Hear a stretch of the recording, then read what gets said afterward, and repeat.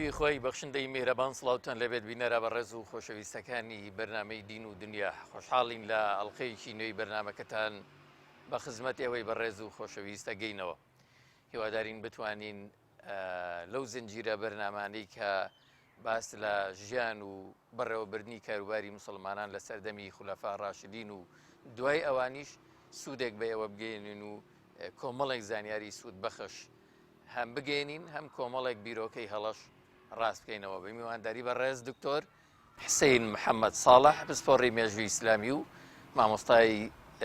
زانکۆ بە گەرمی بەخێراتنەوەی بەڕێزیانەکەین. کاک دکتۆر ماندوو نەبی بەخێر بێن. کاک دکتۆر ئێمە جیالەوەی لە ئەڵقەی ڕابردوو باسی ئەو گروپەی کە ناویان لێنرایان پێیان دەوترا خەواریج باسمان کرد. ئێمە لەو زنجیرە بەرنامانەی کە کردمان لە سەردەمی ئیمامی عەلی خۆی لێ ڕازی بێت و بە شەهیدکردنی کۆتاییمان بە زنجیرە بەرنامەیەکێنا بۆ باسکردنی ژیانی ئەو خولەفای ڕاشدین دوای پێغەمبەر عەلەیهی سەڵات وەسەلام. بابینە سەر ئەوەی کە دوای شەهیدکردنی ئیمامی عەلی یان بە شەهیدکردنی ئیمامی عەلی کاروباری مسلمانان چی لێ دێوە؟ چیە بێتە خەلیفەی مسلمانان؟ سەرەتا بە ناوی خۆی گەورە ڕێز و حورمەت و سوپاس بۆ ئێوەی بەڕێز و ئەم برا بەڕێزانە کە ماندوو لەگەڵ لە تۆمارکردنی ئەم بەرنامانە. سپاس. ڕێز و سپاسیش بۆ بینەران و بیسەرانی کەناڵی ئاسمانی پەیام. بەڵێ سەردەمی خلافەی عەلی کوڕی ئەبوو تاڵیب ڕەزای خوای لێبێ بە شەهیدکردنی کۆتایی هات. بڵێ عەلی کوڕی ئەبوو تاڵیبیان شەهید کرد طبعاً خەواریجەکان. بەڵێ لەسەر دەستی عەبدوڕەحمانی کوڕی مەلجەم کە یەکێک بوو لە سەرکردەی خەواریجەکان. بڵێ باسی شەهیدکردنەکەیمان کرد لە کاتی خۆیان. بڵێ پێش ئەوەی کەوا عەلی کوڕی ئەبوو تاڵیب ڕەزای خوای لێبێ گیانی دەبچێت و شەهید ببێت بریندار بوو. داوای ئەویان لێ کرد کەوا چی بکەن لە دوای هەم بەیعەت بە کێ بن، تەوسیەیەک بکام بکە، ئامۆژگارییەکیان بکە پێش ئەوەی گیان لەدەست با. بەڵام عەلی کوڕی ئەبوو تاڵیب ڕەزای خوای لێبێ فەرمووی من هیچ تەوسیەیەکم نییە بۆ دوای خۆم، خۆتان ئازادن لەوەی کەوا کێ هەڵەبژێرن. بڵێ ڕیواتێکمان هەیە فەرمێ یەکێ لە هاوڵان یەکێک چوو بۆ لای عەلی کوڕی ئەبوو تاڵیب فەرمی ڕێگەمان ئەیت ئێمە بەیعەت بین بە حەسەن، حەسەنی کوڕت بە ئیمامی عەلی فەرموو بە ئیمامی فەرمی من لا ئاموروکم وەلا ئەنهاکم، نە ئەڵێم بەڵێ فەرمانتان پێ بکەم بڵێم بەڵێ بەیعەتی بەنێ، نە ئەڵێم نەخێر. یعنی جوابەکەی بەو شێوەیە کەوا ئێوە خۆتان ئازادن. یعنی حتا ئەگەر مەسەلە حەسەنیش بێت، حەسەنی کوڕم بێت، من ناڵێم بەیعەت بن بە حەسەن. بڵێ ئەیوتیان تۆ چی جوابی خواییتەوە لە کاتێکا کە تۆ ئێمە ئاوا بەجێ هێڵیت؟ بڵێ فەرمووی تەمانەوە قسەکەی عەلی کوڕی ئەبوو تاڵیبە لە کاتێکا کە پێیانوت وەسیەتمان بۆ بکە فەرمووی لا وەلاکینی ئەتروکوکم ئیلا ما تەرەکەکم ئیلەیهی ڕەسوول الله صلی الله علیه وسلم، من وەکو چۆن پێغەمبەر ئومەتی بەجێهێش من ئاوا بەجێتان هێڵم. جا طبعا ئەم ڕیوایەتەیش کە ئەمە ڕیواەتی صحیحە عەلی کوڕی ئەبوو تاڵیب وای فەرمووە ئەتروکوکم کەما تەرەکەکم ڕەسوول الله صلی الله علیه وسلم، ئەمە ڕەدی ئەوانەش ئەیاتەوە کە ئەڵێن پێغەمبەر لە ژیانی خۆیان تەوسیەی کردو بە عەلی بەیعەت بە عەلی بن بۆ دوای خۆ. بەس عەلی ئەڵێ من ئێوە بەجێ هێڵم وەکو چۆن پێغەمبەر بەجێ هێشتن. ئەم ڕیوایەتێکی صحیحە. بەڵێ ڕیواەتی صحیحە. چۆن من جارێکیان عەرزی بینەرانم کرد ئەوەی کە من ئەیهێنم لێرە صحیح نەبێ نایهێنم. من خۆم ئەبوێرم لە هەموو ئەو ڕیواتانی کەوا من تەنها پشت نابەستم بە کتێبەکانی مێژوو بەس بە کتێبەکانی فەرموودە لە صحیحی بوخاری، لە صحیحی مسلم، لە ئیبن حیبان، لە مسنەدی ئیمام ئەحمەد، ئەنجاوەکو لە هەندێک لە کتێبەکانی تری مێژوو بەلاذیری، ئەمان ئەوەی کەوا مەتەبەرن لە ڕاستیە لەوانە من شتەکان ئەهێن و وەریەگرم و باسییان نەکەم. بڵێ عەبدوڵای کوڕی جوندوب وتی بە عەلی کوڕی ئەبوو تاڵیب ڕەزای خوای لێبێ فەرمووی یا ئەمیرە المؤمنین ئین فەقەدناکە وەلا نەفقدوک فەنوبایع الحەسەن، ئەگەر تۆ لە ناومانە نەمێنی یاخوا هەر بمێنیت، یعنی تۆ بەرەو مردن ئەڕۆی بەڵام یاخوا نەمریت بمێنیت، ئەگەر مردی ئێمە بەیعەت بە حەسەن بین. فەرمووی ما ئاموروکم وەلا ئەنهاکم ئەنتم ئەبسەر، نە ئەمرتان پێ یەکەم بڵێم بەڵێ، نە ئەمرتان پێ یەکەم بڵێم نەخێر، ئێوە خۆتان باشتر مەوزوعی خۆتان ئەزانن. یعنی بە هەردوو ڕیوایەتەکەی کەوا طبعا ئەوەی کە وتی ئەتروکوکم کەما تەرەکەکم ڕەسوول الله چۆن پێغەمبەر بەجێ هێشت من ئێوە بەجێڵم بەوەشی کە بە ناوی حەسەنیان لابەروتینە هەمووی ئاماژەیە بەوەی کە عەلی کوڕی ئەبی تاڵیب ڕزای خوا لێ بێ ئەوەی بەجێ هێشتووە بۆ ئومەتی ئیسلامی خۆی چۆن و کێ بە باش ئەزانێ و چۆنی بە باش ئەزانێ خۆی هەڵی بژێرێ حتا لیان پرسی ئەی فەما تەقول لربك إذا ئەتەیتەه ئەگەر تۆ چووتە لای خوا چی جوابی خوا ئەیتەوە لە کاتێکا کە ئێمە ئاوا بەجێ هێڵیت کەس دەستنیشان ناکەیت فەرمووی چی إذا لقيته أقول اللهم تركتني فيهم ما بدا لك من ئەڵێم خوایە تۆ منت لە ناویانە هێشتەوە ئەوەندەی کە خۆت بە چاکت زانی ثم قبضتني إليك وأنت فيهم تۆ منت بردەوە بە لای خۆت بەڵام خۆت لە ناویانیت من ئیتر لە ناویانە نەمام خۆت لە ناویانایی ئیتر من تاوانیان بۆ هەڵبگرم فإن شئت أصلحتهم ئەگەر تۆ بتەوێ هەمویان چاکەکەیت وإن شئت أفسدتهم ئەگەر بشتەوێ چاکیان ناکەت و خراپیانەکەی لە ڕوايەتێکی ترە ئەفەرمێت ئەڵێم بەخوا اللهم استخلفتني فيهم ما بدا لك ثم قبضتني وتركتك فيهم خوایە ئەوەندە منت هێشتەوە لە ناویانە کە خۆت بە باش زانی دوایی منت بەجێ هێشت من تۆم لە ناویانە هێشتەوە لەبەر ئەوە من ترسی ئەوم نییە چی جوابی خوا بەمەوە من وەڵامم پێ بۆ خوا خۆ من کە ئەڵێم وەکو چۆن پێغەمبەر بەجێ هێشت خۆ پێغەمبەر ئەوە دەستبەردارتان نەبوو خوا هەیە خوا بەردەوام لە ناوتانایە خوا خۆی چی بە باش زانێ بۆتان ئێوە خۆتان چۆن هەڵسوکەوتەکەن خۆتان تەحملی بڕیار و هەڵسوکەوت و کردارەکانی خۆتان ئەبێ هەڵبگرن بەڵێ کەواتە با من پرسیارێک بکەم کاگە دکتۆر ئیمامی عەلی خۆی لە ڕاستی بێت بۆ خۆی بڕیاری نەدا و فەرمووی پێغەمبەری خوا عەلەیهی سەڵات وەسەلام چۆن بەجێی هێشتن منیشاوا بەجێ هێڵم بۆتە ئەوانە کێ بوون کە پێویست بوو بڕیار بدە یان کە دەکرا بڕیار بدەن خلیفەی دوای ئیمامی عەلی کوڕی ئەبی تاڵیب ژمارەیەک لە ڕازی بێکی ژمارەیەک لە سەحابە لە ژیانە ماوە بڵێ عەبدوڵای کوڕی عومەر لە ژیانایە حەسەن و حوسەین لە ژیانان عەبدوڵای کوڕی مەسعود لە ژیانایە ئەبوو سەعیدی خودری لە ژیانایە ئەمان عەبدوڵای کوڕی عەباس لە ژیانایە عەبدوڵای کوڕی زوبەیر لە ژیانایە هەموومانە لە ژیانان هەموو ئەمانە لە ژیانان و هاوڵانی پێغەمبەرن عەلەیهی سەڵات وسەلام ئەمانە وەکو شورا مابوونەوە با بڵێن حەل و عەقد ئاخر خۆی ئەزانی ئەمە جارێکان ئەوەمان وەڵامیە ئەمە وەکو ئەوەی ئەنجومەنێک بێ و دەستنیشان بێ و ئیشیان ئەوە بێ هەر نەبووە بەڵام لە کاتی پێویستیان ناوێکمان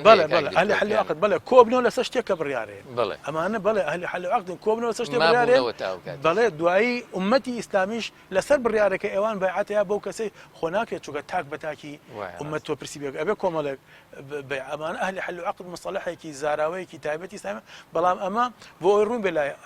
بەڕێز گوێگران ئەمە ئەنجومەنێکی تر ئەمە ئیشیان ئەوە بێ و موچەی لەسەر وەربگرن و ئیتر ئیشی تر نەگەوە نا ئەمانە خۆی کۆمەڵ هاوڵان لە ناو کۆمەڵگای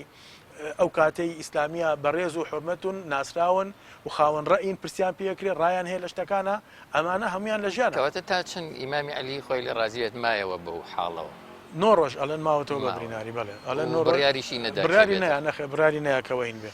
زۆر باشە دوای وەفاتی یان شەهیدبوونی ئیمامی عەلی کوڕی ئەبی تاڵیب خوای لێ ڕازی بێت چاوەکانی ئەم مەجموعەیەی کە پێویست بوو خەلیفە دیاری بکەن لەسەر کێ بوو لەسەر حەسەنی کوڕی عەلی بەتەنها بەڵام تا ئیمامی عەلی مابوو خۆی لێ ڕاستی بێت مەعاویەشمان هەبوو کە با بڵێن دەیویست ببێتە خەلیفەی موسڵمانان و چاوی مەجموعەیەکیش لەسەرە و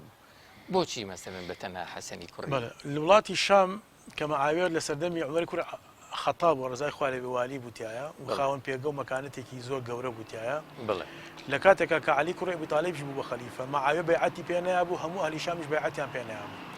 بەڵام بە ئەومان باس کرد کە بە درێژایی خلافەتی عەلی کوڕی ئەبی تاڵیب مەعاویە کوڕی ئەبوو سوفیان کێبەرکەی خلافەتی لەگەڵ عەلیان نەکردووە بەڵکو داوای تەسلیمکردنی بکوژانی عوسمانیە کرد یان عەلی خۆی تۆڵەیان لێ بسێنێتەوە لە بکوژانی عوسمان عەلی کوڕی ئەبی تاڵیبش ڕای وا بوو کە پەلە نەکرێت چونکە کارەساتی گەورە ئەقەومێ هەموو ڕووداوەکان ئەوەی دەرخست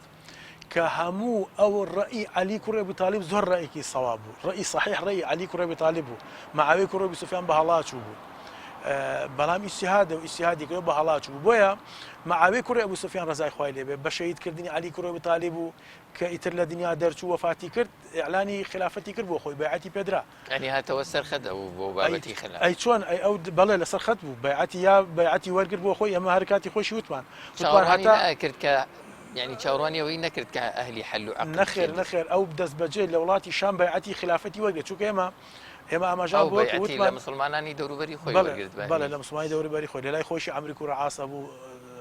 زیادی کوڕی زیاد بن ئەبیهی کە برای خۆیەتی ئەوە هەبووە کامانەوەی سەحابە بوون عایشەش خوای لەڕازی بێ لە ژیان داما بوو کە ئیمامی عەلی وەفاتی کرد نەخێر لە ژیانە نەما بوو عایشەی خێزانی پێغەمبەر با بە هەڵان نەچمە پرسیارە وەڵام نێبوو باش مەبەستم بوو بزانم ڕێی ئەو چۆن بەڵێ عایشە لە ژیانە مابوو بەڵێ چونکە کە حەسەنی شەهید کرا کە حەسەنی شەهید کرا ئەوە بۆ تەواو ڕوون بێتەوە داوای کرد کە بچن ئیجازە لە عایشە وەربگرن لەو ژوورا بنێژرێ کە پێغەمبەر و عەلەیهی سەڵات وسەلام ئەبوو بەکر و عومەری تایە عایشەش ڕێگەیە کە حەسەن لێوێ بنێژن بەڵام مەعاوێ ئەترازی کرد وتی یعنی چی عوسمانی کوڕی عەفان سێهەم خەلیفەی پێغەمبەری خوایە لە بەقیع بنێژرێت حەسەن لە پاڵ پێغەمبەرا بنێژرێت قوبوڵم نییە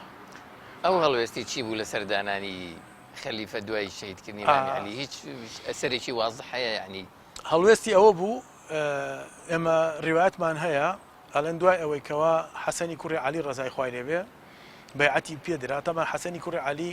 ئەبێ ئێمە بڵێن جارێ حەسەنی کوڕی عەلی بۆ حەسەنی کوڕی عەلی یا حەسەنی کوڕی عەلی کێیە حتمەن ئەو پرسیارە ئەەکەم بۆ ئەوەی ئێستا ئێمە ئەوە بڵێن ئەنجایەتە مووقیفی مەعاوێش ڕوونەکەین پرسیار لەوە بکەین حەسەنی کوڕی عەلی کێیە کە بێتە خەلیفەی دوای خولەفا حەسەنی کوڕی عەلی کوڕی ئەبوو تالیب ڕەزای خوای لێبێ دایکی فاتیمەی کچی پێغەمبەرە عەلەیهی سەڵات وسەلام باوکی ئامۆزای پێغەمبەرە عەلەیهی سەڵات وسەلام خۆی ناسراوە بە ڕیحانی پێغەمبەر خۆشەویستی پێغەمبەر بوو عەلەیهی سەڵات وسەلام ئەویش و حسەینیش پێغەمبەری خوا پێی فەرمووە حەسەن و حسەین سەییدا شەبابی ئەهلی الجەنە گەورەی گەنجانی بەهەشتن حەسەن و حسەین پێغەمبەری خوا عەلەیهی سەڵات وسەلام بۆیان ئەچووە سەر چۆک و لەسەر دەست و چۆک بۆیان ئەوەستا و ئەوانەی سوار پشتی خۆی ئەکرد و ئەڕۆی لە کۆڵیەکردن ئەی فەرموو نعم الجمل جملاكما ونعم الحملان أنتما ونعم الثقلان أنتما باشترین وشتر وشترەکەی ئێوەیە باشترین باریش باشترین کۆڵیش ئێوە حەسەن ئەمەندە خۆشەویستی پێغەمبەر بوو عەلەیهی سەڵات وسەلام لە کاتێکا کە خوتبەی ئەتەمە حەسەن لە سێ کۆچیا لەدایک بووە بڵێ پێغەمبەری خوا عەلەیهی سەڵات وسەلام لە 11 کۆچیا وەفاتی کردووە یعنی کاتە پێغەمبەر وەفاتی کردووە عەلەیهی سەڵات وسەلام حەسەنی کوڕی عەلی تەمەنی 8 ساڵ بووە بەڵێ کاتێککە مناڵ بوو ئیتر تازە پێی گرتووە و پێغەمبەری خوا لەسەر مینبەر خوتبەی ئەیە بڵێ حەسەن چووە سەر مینبەرەکەی لە بەردامێرێ ئەو هەموو سەحابەیە فەرمێ جارێک ڕووی ئەکردە خەڵکەکە مناڵ بوو جارێکیش ڕووی ئەکردەوە باپیرەی پێغەمبەر عەلەیهی سەڵات وسەلام یعنی یاریە کرد پێغەمبەری خوا عەلەیهی سەڵات وسەلام دیارە نەفسیەتی خەڵکە ناسێ هەستی کرد بۆی لەوە چێ هەندێک کەسە بێ نیگەران بێ بۆی کە ئەم مناڵە لەم کاتی خۆتبەیە و لەم کاتی نوێژامە چییە بە دەوری پێغەمبەرە عەلەیهی سەڵات وسەلام بڵێ پێغەمبەری خوا عەلەیهی سەڵات وسەلام لە باوەشی کرد و فەرمووی إن ابني هذا سيد بەڵێ ئەم کوڕەم گەورەیە لعل الله أن يصلح به بين فئتين عظيمتين من المسلمين ومێ دەکەم کە خوای گەورە بەهۆی ئەمەوە سڵحکا لە بینی دوو تاقمی گەورەی موسڵمانە یعنی بەلاتانەوە سەیر نەبێت کە یەت بە دەورما ئەمە ئاوایە ئەو ئومێدەم پێێتی بۆیە حەسەنی کوڕی عەلی ڕەزای خوای لێبێ کە لە ساڵی 3 کۆچیا لەدایک بووە لە ساڵی 40 کۆچیشە بەیعەتی خلافەتی پێدراوە ینی تەمەنی 37 ساڵ بووە لە ساڵی 49 یان 50 یان 50 بە ئەسەحی ئەقوالیش وەفاتی کردووە بۆیە چاوەکان لەسەر حەسەنی کوڕی عەلی بوو لەبەرەوەی ئەمە حەسەنە حەسەن کوڕە گەورەی عەلی کوڕی ئەبوو تالیبە و دایکی شوتمان فاتیمەی کچی پێغەمبەرە عەلەیهی سەڵات وسەلام و شوبهە و ینی لێچووی زۆرترین کەس کە لە پێغەمبەر چووە حەسەن بووە شێوەی زۆر چێت ینی خەڵک کە حەسەنیان بینیوە پێغەمبەریان تیا بینیوە عەلەیهی سەڵات وسەلام بۆیە بۆ شێوازە چاوەکان لەسەر حەسەنی کوڕی عەلی بوو لە ساڵی چلی کۆچیە دوای وەفاتی و لە دنیا دەرچوونی عەلی کوڕی ئەبوو تاالب بەیعەتیان پێیە ئەهلی عێراق هەمووی کۆک بوون لەسەر ئەوەی کەوا بەیعەت بن بە حەسەن جا ئەهلی عێراق بەڕاستی لەو سەردەما بە تایبەتی ینی زۆر خەڵکانێکی زۆر بێمەوقیف بوو لە عێراقا و ئەهلی عێراق و عەلی کوڕی ئەبوو تاالب شەهید دەکەن پشتی حەسەن ناگرن وە لە کاتێکا کە حسەین ڕزای خوای لێبێ ئەگەر دەرفەت و باس لەویش بکەین لە حەڵقاتی داهاتووە کە ئەوێ بڕوا بۆ عێراق شۆڕش کادژی یەزید عەبدوڵای کوڕی عومەر ئەڵێ ئەچی بۆ لای قەومێک قەتەلوا ئەباکە وەخەذەلوا ئەخاک باوکتیان کوشت سەرشۆڕیان بەسەر براکەتا هێنا پشتیان نەگرت نەچی وەلایە ئەهلی عێراق زۆر خراپ بوو بە ئێستایشەوە بەیعەتیانیا بە حەسەن بەیعەتیان پێیا بە حەسەن و حەسەن بوو بە خەلیفە ئەهلی حیجاز و ئەهلی یەمەنیش لەگەڵ خوڕاسان و نەجد هەمووی بەیعەتیانە بە حەسەنی منیش ویستم هەر ئەو پرسیارە بکەم ویلایەتەکان هەموویان ئەبوو هەمووی بەیعەتیانە بە حەسەن مەعاویە نەخێر مەعاویە بەیعەتی وەرگرت و خۆی بوو بە خەلیفە بەڵام مەعاویە کوڕی ئەبوو سوفیان ئەیزانی کە حەسەنی کوڕی عەلی مەیلی سوڵحی هەیە بەچیە تۆ لەوە چ بپرسی بەچی ئەیزانی چونکە حەسەن کە بەیعەتی وەرگرت لە خەڵکی عێراق مەرجی لەسەردانان مەرجی لەسەردانان طبعاً ئەوان وتیان پێی ئێمە بەیعەتت پێ ئەیین لەسەر کتاب و سونەت و لەسەر دژایەتیکردنی ئەو کەسانەی کە گۆڕایەڵت نین ئەوان وایان پێوت ئەهلی عێراق ئەهلی عێراق بەڵێ بەڵام حەسەن مەرجێکی دانا ئەوە تا ئەهلی عێراق وتیان ئێمە تەمان یەکەم کەس کە بەیعەتی پێیا قەیسی کوڕی سەعدی ئەنساری بوو بەڵێ وتي ابسط يدك أبايعك على كتاب الله عز وجل وسنة نبيه وقتال المحلين دستت بين بيعتت بأين لسر كتاب إخوة لسر سنة بيغمبر إخوة وشركدن لقل أو كساني كوا يعني لقلت واني لقلت وانا ما بس معاوية جماعتي معاوية وكوا أو شر يعني لقل عليا كردوها بلى حسن فرموي على كتاب الله وسنة نبيه بيعتم بني لسر كتاب إخوة سنة بيغمبر فإن ذلك يأتي من وراء كل شرط اما ئیتر لە دوای هەموو مەرجێکەوە مەرجی سێمی قبول نەبوو نەخێ مەرجی سێمی قبول نەکردن ئەنجا بێدەنگ بوو ڕوايەتی ترمان هەیە ئەفەرمێ اشترط على أهل العراق ئەهلی عێراق کە ویستیان بەیعەتی پێبەن مەرجی لەسەردانان یعنی ئیمامی حەسەن مەرجی دانا خۆی مەرجی سێمی ئەوانی قبول نەبوو بەڵام خۆی مەرجی سێمی دانا چی بوو مەرجەکە ئێستا باسەکەی یەکەم لەسەر کتاب و سونە ئەوە متفقن دووهەم وأن يسالم من سالم وأن يحارب من حاربه إمام الطبري لا تاريخ كان إمام الزهري وأجريته وعن الروايات صحيحة أفمن بايع أهل العراق الحسن بن علي بالخلاف أهل العراق بيعت أبا حسن كوري علي وخليفيتي فطفق يشترط عليهم الحسن حسن مرجي لسردانا إنهم سامعون مطيعون تسالمون من سالمت وتحاربون من حاربته ئەبێ ئەمە مەرجەکەی بوو لەگەڵ هەر کەسێکە من ئاشتەواییم کرد ئەبێ ئێوەش ڕازی بن ئاشتەوایی بکەن لەگەڵ هەر کەسێکە شەڕم کرد و دژایەتیم کرد ئەبێ ئێوە لەگەڵ ئەو کەسا شەڕکە من دژایەتی بکەن بۆیە فارتاب أهل العراق في أمرهم حين اشترط عليهم هذا الشرط أهل العراق كوتنا گومانەوە وتیان ئەمە گوماناویە حاڵەتێکی ئاسایی ئەمە ئاسایی ئەمە دیارە مەبەستی ئەوەیە سڵح لەگەڵ مەعاویە بکات ئەوانیش هەستیان بەوە کرد دیارە بەڵام دەریان نەبڕی فارتاب أهل العراق حين اشترط عليهم وقالوا ما هذا لكم بصاحب وما يريد هذا القتال أما شيء أي كان بخليفة يعني هندي كان دريام أما شيء كان بخليفة أما ديار نايو شركة لقل معاوية كلقل باوكي شريك كردو ديار نايو شركة لقل يعني نهارازيبون بعضي كان ابن عساكر ايش درجة زهرية ويجري تواني ابن كثير يشبه همان شيوا ابن سعد يجي طبقتك يا لخالد كري مضربه وقال سمعت الحسن بن علي يقول والله لا يبايعكم إلا على ما أقول لكم قالوا ما هو وتی سوێن بەخوا بەیعەتیان لێ وەرناگرم ئیلا بەوە نەبێت کە من ئەیڵێم وتیان چییە؟ وتی توسالیبوونە من سالمت و توحاربوونە من حارمت ئەبێ لەگەڵ کەسێکا شەڕکەم کە من شەڕی لەگەڵاکەم لەگەڵ کەسێکە ئاشتێکەکەم لە ئاشتیەکەم مەعاویە کوڕی ئەبوو سوفیانیش ئەمەی زانی ئەیزانی وەکو چۆن ئەهلی عێراق زانیان کە ئەم شەرتەی مەعاویە بێمەرام نییە بێ ئەم شەرتەی حسەین عەفوو حەسەن بێمەرام نییە دیارە نایەوێ شەرکە مەعاوێش ئەمەی زانی دیارە حەسەنی کوڕی عەلی نایەوێ شەرکا لەگەڵ مەعاویە نێتی شەڕکردنی نییە بۆیە فەڕاسە لەهوو خەڵکی نارد بۆ لای ئیمامی مەعاویە مەعاویە بەڵێ خەڵکی نارد بۆ لای حەسەن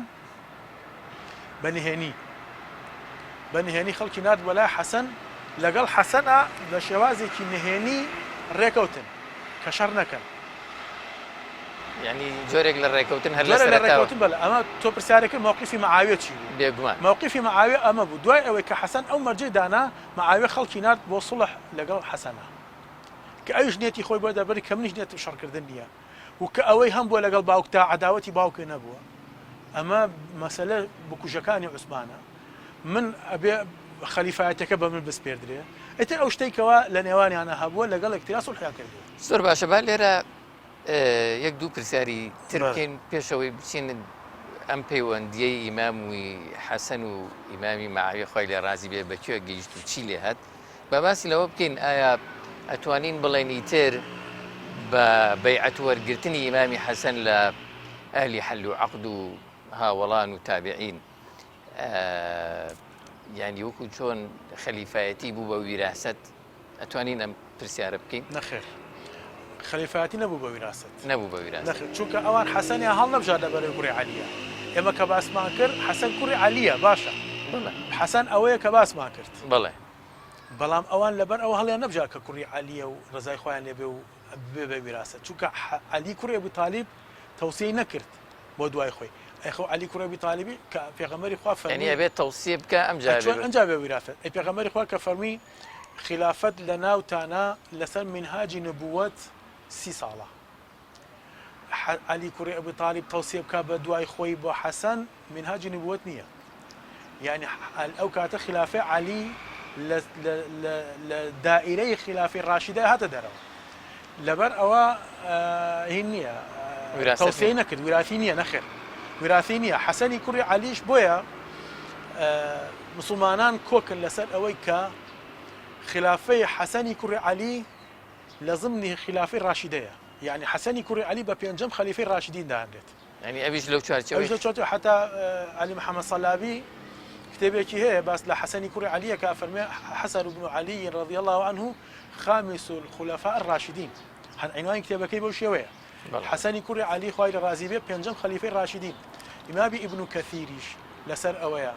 ئیمامی ئیبن حەجەریش لەسەر ئەوەیە کە حەسەنی کوڕی عەلی پێنجەم خەلیفەی ڕاشیدینە چونکە حەدیثەکەی پێغەمبەری خوا عەلەیهی سەڵات وسەلام کە فەرمێ حەدیثێکی صحیحە ئەفەرمێ خلافەت لە ناوتانە لەسەر منهەجی نبووەت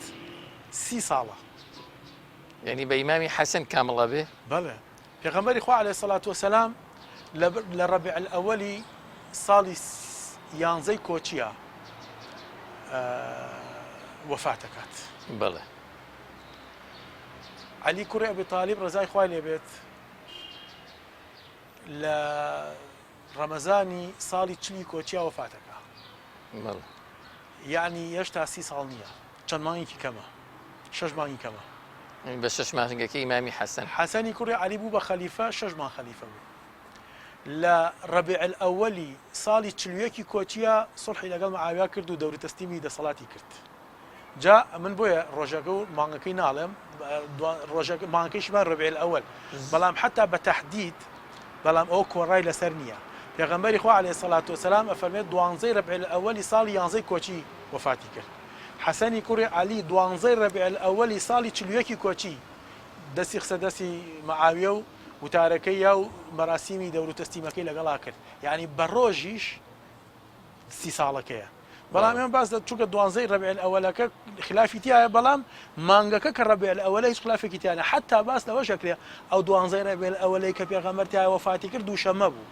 ئەم دوازارە وێر ئەوەلەیشی کە حەسەن بەیعەتی یا بە عەلی هەردوو بە مەعاویە دووشەممە بوو بەڵام ئەوە زۆر دقیقە زۆر جارکە ئیمامە بەڕێزەکان یان مامۆسایانی ئاینی هەندێک لە خوتبەی حاجەیە کە باسی خولەفای ڕاشیدینەکەن لە مێژووشا کە ئێمە خوێندومانە لە با بڵێن حاڵەتی یاساییە باس کراوە خولەفای ڕاشیدین هەر چوارن هەر چوارە بەڵێ ئێستا ئەسڵەکەی بوو بە پێنج بەڵێ ئەخ خۆی ئەسڵەن پێنجە بەڵام بۆچی ئەمە ئەخ حەسەنی کوڕی مەدەی خلافەتەکەی زۆر کەم بوو شەش بەڵێ. مانگ بوو هەر بەیعەتی پێدرا محاولەی کوشتنی کرا لەلایەن خاریجەکانەوە بریندار کرا چەند مانگێک لە جیا بوو نەخۆش بوو هیچی پێ نەکرا فەقیر دوایی کە چاک بۆەوە کێ هەوڵی کوشتنی هەوڵی کوشتنەکەی بەڵێ ئەوەمان بۆ باسکە ینی بێژگە چەند لە جارێک- مەعاویە بەڵێ. کە لە ژێرەوە پەیوەندی جۆرێک لە پەیوەندیان هەبوو با بڵێن بۆ بەرپاکردنی ئاشتی کێ دژایەتی دەسەڵاتی ئیمام حەسەنی کرد بۆچی دژایەتی جەماعەتی خەواریج بۆچی دژایەتی ئەی پێیان ناخۆشە ئەوان مانەوەی ئەوان طبعاً لە ئاژاوە و لە شێوی و لە شەڕایە حەزەکەن وڵات بەو شێوەیە بێت حەسەنی کوڕی عەلیش کە مەیلی سوڵحی بوو لەگەڵ مەعاویە ئەی لەسەر چی عەلیان کوشت لەبەرەوەی سوڵحی لەگەڵ مەعاویە کرد تەحکیمی کرد لەگەڵ مەعاویە بڵێ یەکسەر ئەویان بە کافر دانا عەلی کە حەسەنیش مەیلی سوڵحی کرد یەکسەر تەکفیریان کرد بۆیە بۆیە- هەوڵی کوشتنیاندا بۆیە کەسێک لە تیرەی بەنی ئەسەد کە حەسین ئەیگێڕێتەوە یەکێک لە هاوڵان فەرمێ لە کاتێکا کە ئەو نوێژیەکە هەر دوای ئەوەی کە نێتی خۆی ئاشکرا کرد لەوەی کە ئەوێ سوڵح لەگەڵ مەعاویا بکات باسی ئەوشمان کرد لە کاتێکە کە مەرجەکەی وەرەگە هەندێک لە ئەهلی عێراق ناڕازی بوون بە مەرجەکە وایان ئەم پیاوە بەتەمانیە وای ڕاست شەڕکا لەگەڵ مەعاویە ئەوێ سوڵحکا لەگەڵە ئەمە بۆ خەلیفایەتی ناشێت ناڕازی بوون بۆیە کەسێک لە کاتێکا کە حسەین نوێژیە کرد لە سوجدا بوو فبينما هو يصلي وهو ساجد إذ وثب عليه رجل فطعنه بخنجر كسيك بلاماريا وخنجري لها خنجري كالا لا كلكي كسيك بوو لە تیرەی بەنی ئەسەد لە تیرەی بەنی ئەسەد بوو برینداری کرد بەڵام شاهید نەبوو با بڵێن وفاتی نەکرد نەخێ برینار کرا نالم چەند مانگێک لە جیا بوو دوای چاک بووە جا دوای کە چاک بووە سەری ئەم خوتبەیەکە دوای کە چاک بووە دوای چەند مانگێک ئەفەرمێت چوە سەر مینبەر وەڵای خوتبەکەی بەڕاستی ئینسان گریانیە بۆ خوتبەکەی فەرمووی يا أهل العراق اتقوا الله فينا فإنا أمراؤكم وضيفانكم أهل البيت الذين قال الله فيهم إنما يريد الله ليذهب عنكم الرجس أهل البيت ويطهركم تطهيرا بردوام أمي أوتوا لخطبك هل أمي أو خطبك أو أبو أفرميت راويك يكز نما لمزقوتان أجري فرمي أهل العراق لأخوة بترسن لإيما يعني ما في إيما ببارزن لأخوة بترسن باوكتان والي كرد باوكتان كشت هو تامنتان برينار كرد إيما كاربدستي إيوين أمير وقوري إيوين إيما ميوان تاني إيما أهل بيتي كأخواي قورا فرمي إنما يريد الله ليذهب عنكم الرجس أهل البيت ويطهركم تطهيرا أهل بيت أخواي قورا إيه لبيسي دورتان خاتو باكتان كاتو إيما أخوا باكي كردونتو بو أمان ليك بو أمان كوجن لأخوا بترسم همو سرزانشتي أهل العراق يكرت أفرمين بردوام أما متاري همو خلقي مزقود قريها هي بس قريها قيمتي شيء دوای جارێکی تریش محاولەی کوشتنیەکەنەوە دوای آخر جار هەر ئەیکوژن ژەهر خواردیەکەن زۆر باشە ئەو پەیوەندیەی ئیمامی حەسەنی کوڕی ئیمامی عەلی خوای لێ ڕازی بێت لەگەڵ مەعاویەی کوڕی ئەبی سوفیان و ناخۆشیان دەربارەی خەلیفە بەکوێ گەیشت چۆن چارەسەر کرا و ئەو بابەتە مێژوویەی کە پێغەمبەر عليه الصلاة والسلام فەرمی بە ئیمامی حەسەن ئەمە ئەو کەسەیە کە شتەوای نێوان دوو گروپی مسلمانان کە خلافیان هەیە ئیکە ئەمە چۆن هاتە دی حەسەنی کوڕی عەلی دوای ئەوەی کەوا ئەو مەرجەی وەرگرت لە ئەهلی عێراق و ئەوانیش ناڕازی بوون بەڵێ ئەوانەی کەوا ناڕازی بوون زۆر بوون بڵێ زۆر ئیلحاحیان کرد لە حەسەن ئیلا ئەبێت تۆ بڕۆیت بۆ شەڕ لەگەڵ مەعاویە ئەهلی عێراق بەڵێ حەسەنی کوڕی عەلی زۆر جازانە فەرمون زۆر لێزان بوو لەم تەسەڕوفەیە کە کردی نەهاو هەر لە ئێستاوە ڕەفزی کات بۆ ئەوی تاوەکو لە ئێستاوە ڕەفزی کا بڵێ نا لێ هەڵەگەڕێنەوە وتی باش سوپای بەڕێ خست بەس بەرەو شام بەڵێ بەرەو لە نەهرەوانەوە بەڕێکەوتن بەرەو بۆ ڕوبەڕووبوونەوەی ئەهلی شام مەعاویە ئۆمان. بڵێ بەس ئەوەی مەقدەمەی سوپاکەی 12,000 کەس بوو. بەس مەقدەمی سوپاکەی 12,000 کەس بوو. زۆر سوپاکی گەورەی لەگەڵا بوو. بەڵام ئەو پێشتریش وتمان لەگەڵ مەعاویە پەیوەندی هەبوو ڕێکەوتنی کردووە. مەعاویە کوڕی ئەبوو سوفیانیش کە ئەمەی بیست استغرابی کرد بەڕاستی کەوا چۆن یعنی سوپا بەڕێ خات و بەرە وڵاتی شام، ئەویش سوپای بەڕێ خست و بۆ ئەوەی ڕوبەڕووی حەسەنی کوڕی عەلی ببنەوە. ئەم سوپا دوو سوپا گەورەیە بەرامبەری یەک وەستان، لە بەرامبەری یەکتریا وەستان. بەڵام حەسەنی کوڕی عەلی ڕەزای خوای لێبێ وتاری بۆیان بۆ سوپاکەی و مراسەلە و پەیوەندیش لە بینی خۆی و لە بینی مەعاویە کوڕی ئەبوو سوفیانە ڕەزای خۆیان لێبێت بەردەوام بوو. وتاری بۆیان بەوەی کەوا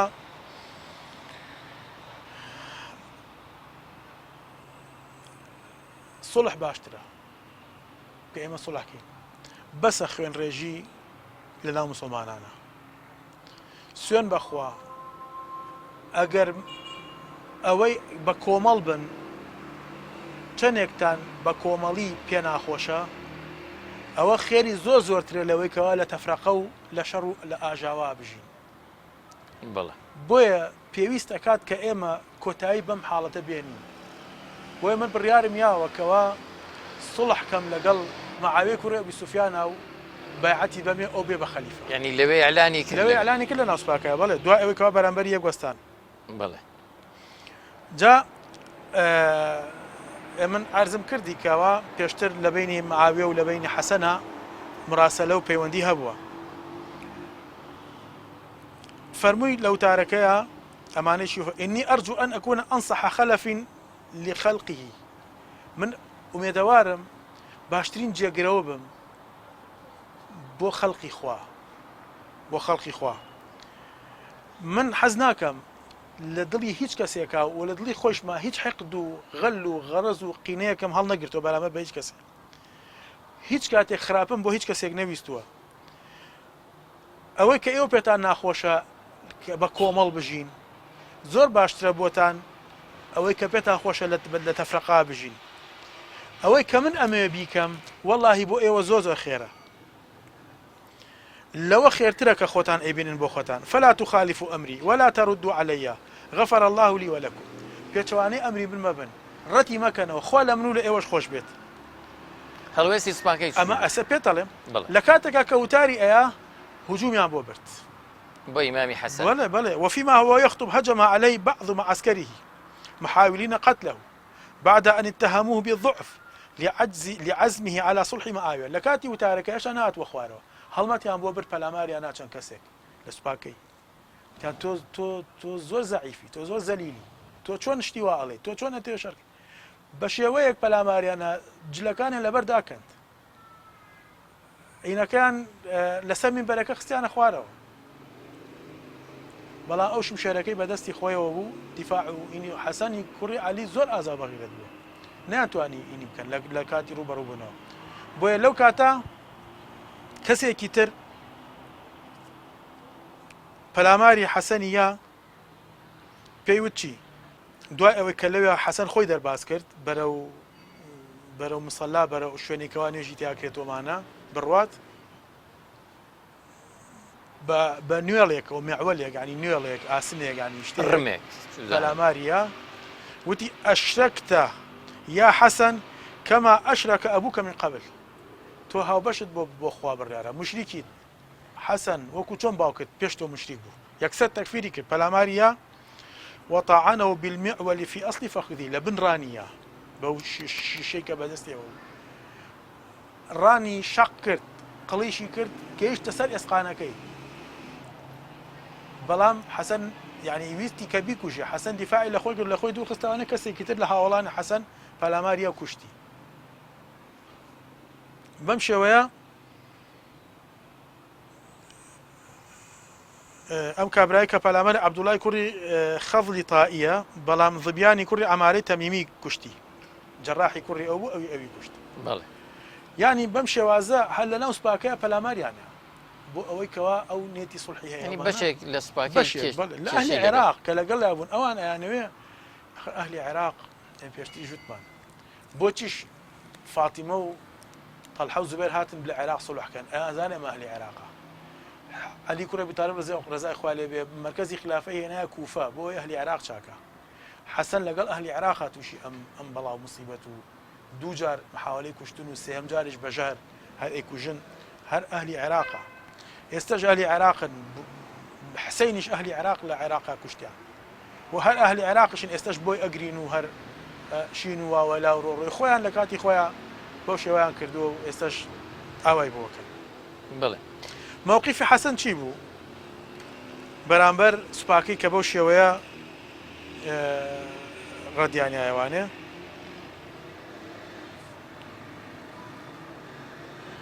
گلەی لۆمەی کردن فەرمووی پێیان یا ئەهل العێراق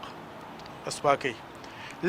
لو لم تذهل نفسي عنكم إلا لثلاث خصال لذهلت ئەگەر هیچ نیگەران نەبم لە ئێوە بەڵام لە سێ شتا زۆر نیگەرانم لێتان مەقتەلکم ئەبی کە باوکمتان کوشت مەطعنکم بەغلەتی لە وڵاخەکەمتان خستمە خوارەوە بریناتان کرد و خۆتان خست و ئەم شتانە وئینتیهابکم ثقلی ئەو وەزن و پێگەیی کە هەمە کە کچەزای پێغەمبەر بووینە ئێوە ئینتیهاکتان کرد حورمەتیتان نەهێشت منتان شکان ئەمە منی زۆر نیگەران کردووە لە بەرامبەری ئێوە جلەکانتان لەبەر داڕنیم خستمتان دە خوارەوانێ ئێوە بەیعەتان نیا پێم لەسەر ئەو من لەگە هەر کەسێکە ئاشتی بکە ئاشتی بکەن شەڕم کرد شەڕکەن ئێوە بەیعەتی ئێوەتان بە من نەیاوە ئەی من ئەمە ئەکەم ئێستا بۆ ئێوە بەم شێوەیە لەگەڵ منا هەسوو کەوتەکەن و ئەمە بە بریناری ئەم وتاری بۆیە لە کاتێکا کاو کابرایە بیکوژە دوڕانی برینار کردووە چووە قەسرەکەیەوە مووقیفی سوپاکەیشی کەوا مەقدەمەی جێیشەکە بوو کەوتوان 12,000 کەس بوو ئیمامی حاکم لە مستەدرەکەکە هێناوێتی ئەڵێ چی ئەڵێ لە ئەبی غەریفەوە هێناوێتی ئەڵێ ئێمە لە مەقدەمەی جێیشەکە بوو کە 12,000 کەس بوو شمشێرەکەمان ئەمانەتیش کرده بوو خواخوای ئەوەمان بوو شەڕ بێت و ئیتر ئێمە قتل و عام بکەین و ئەم شتانە کە ئەمەمان بیست و بەو شێوازەوە حەسەنی کوڕی عەلی ئەڵێ ئێمە ڕا و جیاوازی کەوتە نێوانمانەوە هەندێکمان بەلامانەوە بوو بە بێ گۆڕایاڵی حەسەن بین هەندێکمان بەلاوانەوە بوو با گۆڕایاڵی نەبین و ئێمە خۆمان شەڕکەین بەڵام سەرنجام معنی چی بکەین مەجالمان نەما گۆڕایاڵ بووین و هاتینەوە ناو ئەڵێ حتا هەندێکمان دەرچوین بەڵام سەرنجام هاتینەوە سوپاکەی حەسەن بەڵام هەندێکی ترمان هەر ڕۆیشتن هەر یعنی بەجیانش بە قسەیان نەکرد و هیچ شا پێ نەکرا خۆیان هەر سوپاکان بەجێهێشت و نەشگەڕانەوە بەناو سوپاکەی کاک دکتۆرەمە کەی بوویە ڕێککەوتنی فەرمی با بڵێن لە نێوان ئیمامی حەسەن و ئیمامی مەعاویە خۆیان لێ ڕازی بێ طبعا ماوەی حکومەکە حکمی حەسەن 6 مانگ بوو بڵێ لە کۆتایی مانگی شەشەمیا ئەتر حەسەنی کوڕی عەلی ڕەزای خوای لێ بێ لەگەڵ مەعاویە مەوعیدا دانا بە یەکتری گەیشتن خۆیان لە نزیکەوە ڕاستەوخۆ بە حزوری سوپای هەردوو لایەن چونکە سوپاکە بەرامبەر یەک وەستا بوون ڕاستەوخۆ مباشر لەگەڵ یەکتریا قسەیان کرد مەعاویە فەرمووی پێی بە حەسەن ئەخبیری الناسە ئەنەکە قەد سەلەمتە هذا الأمر لي ئەدەی ئێستا بە خەڵکەکە بڵێ کە تۆ ئەم ئیشە خلافەتت تەسلیمی من کردووە بڵێ پێیان ڕابگەێنە ئەمە مەراسیمی بڵین دەور و تەسلیمی دەسەڵاتەکەیە فقام فخطب على المنبر حسني كري عليه هەسا و منبەرێکیان بۆ دروست کردبوون چۆ سەر منبەرەکە وتاریە فحمد الله وأثنى عليه دوای حەمد و سەنا و سپاسی خوای گەورە ڕاویەکە ئەگەڕێتەوانەیە فەرمووی من خۆم گوێم لێ بوو فەرمووی فإن أكيس الكيس التقي وإن أحمق الحمق الفجور عاقلترین عاقڵ ئەو کەسانن کە تەقوای خواکەن ئەحمەقترینی ئەحمەقەکانیش گەمژەترینی گەمژەکان ئەو کەسێکەوە فجور و فسقەکات و تاوانکاریەکات وإن هذا الأمر الذي اختلفت فيه أنا ومعاوية ئەوەی کە بینی من و معاویە خلافمان تیا هەیە کامان خەلیفە بین ئیما كان حقا لي يا أوي حقي منها بلى من أيام بمعاوية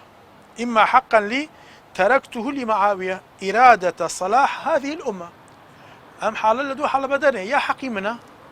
من أيام بمعاوية بنيتي أوي شاك سازي الصلاح لم أمتها ببيت أم أمتها لخرافة بدول كيوتواني وحقن دمائهم خوين رجيج لنا يعني تركو تايبي بيت أما حالتي كان بدأ يا حقي منا من أيام بي لبر أما يا حقي مني أو يكون حقا كان لامرئ أحق به مني يا حقي مني يا حقي كسيكي ترى أو جابوتي لا من بيه أجا حقي منا بحقي كسيكي تربيت واي راس وانيا بولا من با بيه مسلمانان سر بشكل بس من أيام بو اتر أجا حقي كسيكي تري بالا منه من أيام بو اتر أو تشيليا كبابيكا من أو تاوانا هلا أقدم حقيقة سيكي تربية ولا من ورم قلت به حقي من بيه من أي بخشم حقي من إيش نبي وانيا من أيام بيه أنجا أم آيات إخوان وإن أدري لعله فتنة لكم ومتاع إلى حين اتنازع أما تحقيقنا وأبي بوتان يا تحقيقنا وأبي بومن حتى أو كاتك أخوي دركبت فمئة متارية حسن يكر علي دابزي بيعتي بمعاوية بيعتي حسن بمعاوية بيعتي همو أهل العراق وأهل حجاز وأهل يمن وأهل خراسان وهم تواوی ڕێکەوتنەکەی نێوانیان بوویان هەندێک ئەڵێن کە مەرج و مەرجکاری تیا بوو بۆ دوای سەردەمی ماویە ئەمە مەراسیمی دەسا و دەستکردنەکە بوو بڵێ بەڵام ڕێکەوتنەکە حتمما خاڵی نیە لە مەرج هیچ نەسێکمان هەیە بوترێ ئەمە ڕێکەوتنەکەی نێوانیانە کاک دکتۆر بەڵێ ئەمە مەرجەکەیە بڵێ بسم الله الرحمن الرحيم هذا ما صالح عليه الحسن بن علي رضي الله عنهما معاوية بن أبي سفيان صالحه على أما أويك حسن كري علي خوالي الرازي بيت صلحي لقل معاوية كرت لسر أم خالعنا يكم أن يسلم إليه ولاية المسلمين على أن يعمل فيه بكتاب الله وسنة كأوي حسن ولاية مسلمان خلافة تسليم معاوية بك أويش ببي كتابي خواه سنتي بيغمري خواه إيش قال لنا يعني وسيرة أخلاقي خلفاء الراشدين بيشخوي بلى دوم ليس لمعاوية بن أبي سفيان أن يعهد إلى أحد من بعده عهدا بل يكون الأمر من بعده شورى بين المسلمين معاوية بوينية لدواي خوي بيس بيرا بهيج كسيك أبي بجيب يلي بو شورى جاء هندك إنيان كردوه ألين مرجي أو بو حسن كالدواي تو من بو من بيت أميتيانية بس مرجي أو بو كناوي بكسي بيس بيرا بس آخر معاوية مخالفة مرجي كردوه باي أجر باسي معاوية كلا باسي إن شاء الله دينا سر وبابا أو حتما ما باسي كينواني أما مرجي دوما كمعاوية بوينية بودواي خوي بيس بيرا بكس أبي خلق معاوية بمر رازي بوا رازي بوا إمزاي كردوه بلا بلام دواي مخالفة ومرجي كردوه بلام بو مخالفة كردوه تي مبرراتك بس يا كينو كات أجر ماي سيم أبي أمصل حواب كات كخلق هموي يتر لخوي أمين بي يعني تشر نمينه يتر خلق لخوي أمين بيت لأرزي خوا بأميني بجن لعراق لشام لحجاز ليمن لخراسان لهم شوينك خلق بأميني بجن يعني أمن أمان بال بكيش بسر هم أمتها تفرقنا مينات خالق يتر وعلى أن أصحاب علي وشيعتي آمنون على أنفسهم وأموالهم ونسائهم وأولادهم حيث كانوا أبي أوي كوا أتباعي علي وشيعي عليا لسه الشيعة جوقس زورة طبعا أمشي عيا كليرة هنايهاتو أمشي عيا استانية بوي بزاني بوي هل يسوى بزاني دوين زياتروني كينا واحد أبي أمانيش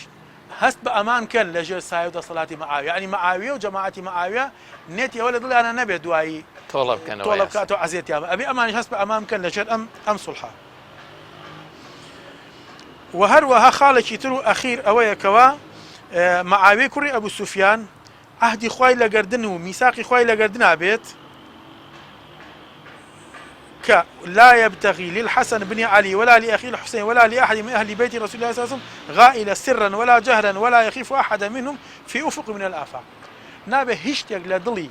معاوية كري أبو سفيان هابي برامبر با حسن حسين هيج كاس لآل بيت بيغمري خو عليه الصلاة والسلام غلوا حقدوا غشوا رقوا كين أما نابه لدلي أبي منه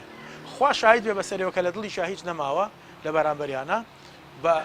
اشتواي أما مرجكاني حسن بو لەگەڵ معاویە و کە سوڵحیانە سەر کرد. ینی بەو شێوەیە دەسەڵات گواسترایەوە بۆ بەڵێ دەسەڵات گوازرایەوە بۆ معاوی کوڕی ئەبوو سوفیان. دافع چی بوو بۆ ئەم سوڵحا، یعنی بۆ ئەم سوڵحیان کرد، پاڵنەر بۆ ئەم سوڵحە چی بوو، حەسەن بۆ ئەمەی کرد، یعنی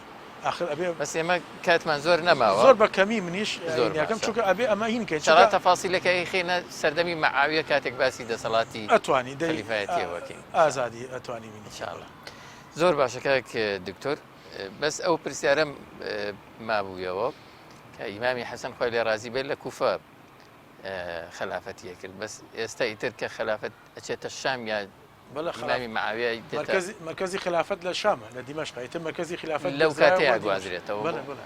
مرکزی خلافە ینی خۆی مرکزی ئیمارەت بوو، ئیمارەتی شام بوو، مەعاوی لێ بوو ئەمیری شام کە بوو بە خەلیفە بوو بە مرکزی خلافەی دەوڵەتی ئیسلامی و پایتەختی خلافەکە دیمەشق.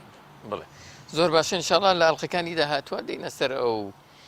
پێویستە باس لە ئینشاءالله بۆ داهاتوو مادام کاتەوە پێویستە باس لە شەیدکردنی حەسەن بکرێت، حتمما چۆن شەید کرا، ئەم پاڵنەرەکانی سوڵحەکە چی بوو و لەکوێ نێژرا، عەلی کوڕی ئەبوو تالیبیش لەکوێ نێژرا و ئێستا قەبرەکەی لەکوێیە، ئەوانەش گرنگە باس بکرێت انشاءالله ئەوە باسەکەین. پشتیوان بەخۆی گەورە. بەڕێز دکتۆر حسین محەممەد ساڵح سۆڕی مێژووی ئیسلامی و مامۆستای زانکۆ زۆر سپاس مادومان کردی. بینەرە بەڕێز و خۆشەویستەکان هاتینە کۆتایی ئەڵلقەی جاری بەرنامەکەشتان کە تایبەت بوو بە ژیانی ئیمامی حەسەنی کوڕی ئیمامی عەلی خوای لێ ڕازی بێت وەکو کۆتایی خلافەی ڕاشیدین ئەوە دەستپێکردنی خلافەتی دوای ئەو. ئینشاءالله لە ئەڵلقەکانی داهاتووە باسی سەردەمی ئیمامی مەعاویەی کوڕی ئەبی سوفیانەکەین، بزانین لە سەردەمی ئەوە بارودۆخی موسڵمانان چۆن بەوە تا چەند توانی پابند بێ بەو ڕێکەوتنی کە لەگەڵ ئیمامی حەسەنی کوڕی ئیمامی عەلی خوای لێ ڕازی بێت کردی. تاو کاتە بەخۆی گەورەتان ئەسپێرین. سپاس بۆ هاوکارانم، سپاس بۆ ئێوەی بەڕێز کە لەگەڵمان نبوو. خواتان لەگەڵ.